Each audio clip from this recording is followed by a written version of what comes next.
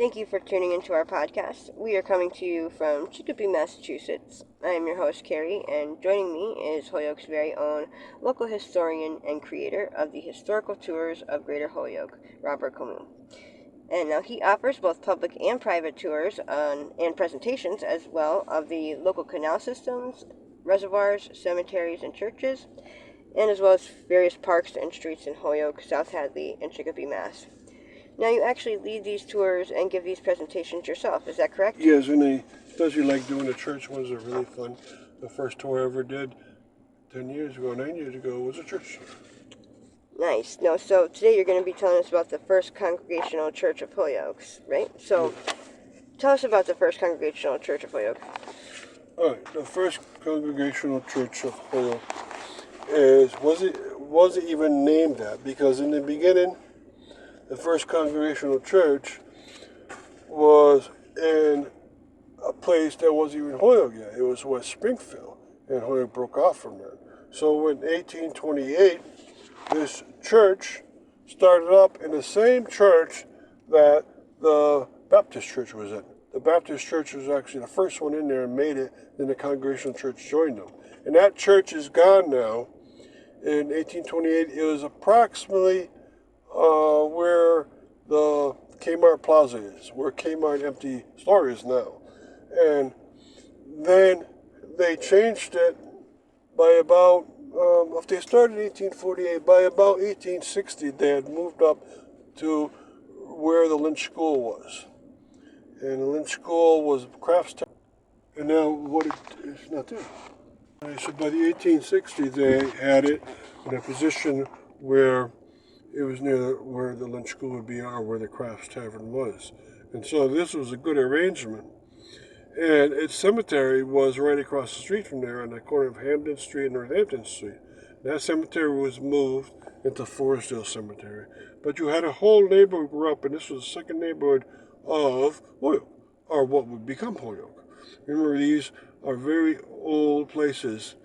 And this neighborhood would be called Ireland Parish. The whole district was called Ireland Parish.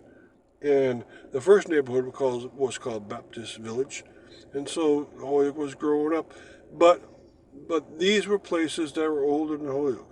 So the first name of this church was the First Congregational Church of West Springfield, and then it became the First Congregational Church of Ireland Parish, and then it became the First Congregational Church of Holyoke.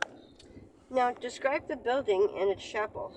Okay, the present location of the First Congregational Church has been there since 1886, and it's at the corner of Pleasant Street and Hampden Street. And it was made in the very, very beginning with just a chapel. And if you look directly into the building, you can see what a chapel is, because it has diagonal pieces towards the right-hand side of the whole structure that come down, and they form like what was a smaller chapel.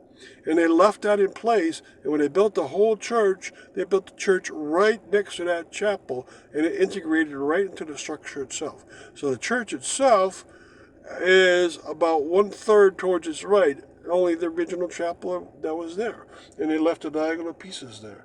So you wouldn't know that by looking, but if you look carefully, yes, it's two churches, or chapel and church, integrated together as one. Now, this is a beautiful structure. It's Gothic.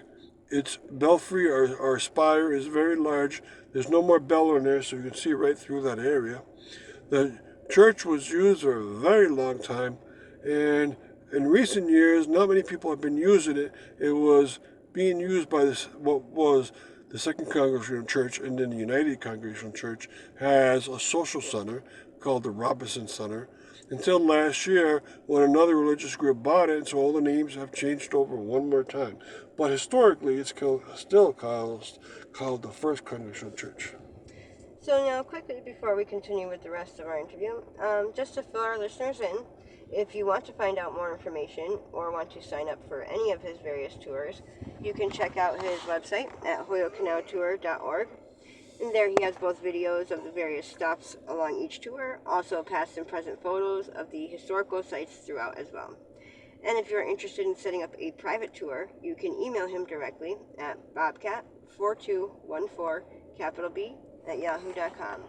And they are perfect for fun and educational outdoor activities for the whole family or for your group parties, especially those special occasions and get-togethers.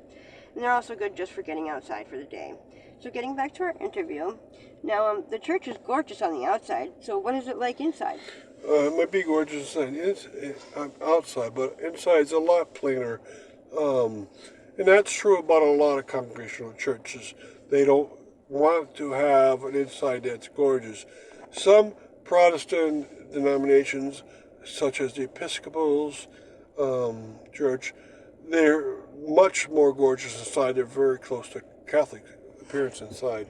But the Protestants, especially the Congregationalists and the Baptists, it's plainer, and they want it to be that way because that's where you're supposed to have the Mass, have social functions, and they tend to be much plainer on the outlook. This one, it's also not as well taken care of until last year. They finally cleaned a lot out of it, and the next religious group going in there has really refurbished it, so it's probably a lot better. But I haven't been in the church since 5 years ago. So what does the future hold for this church? Okay, what it hopefully will hold is that it will continue to be used. Because remember, this is the predecessor of the first church ever in Holyoke.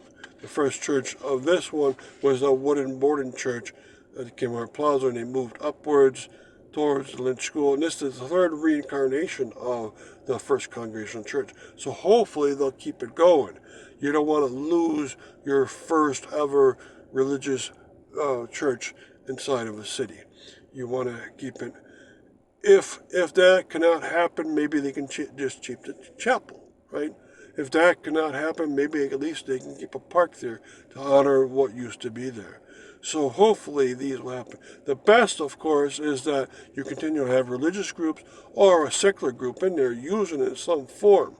I mean, last year there was almost ready to be used in a retail setting, but at the end they sold it to a religious group. So either one is fine as long as you keep its appearance there. All right, so thank you, Robert, for educating us on your tours, and we want to thank our listeners for tuning in.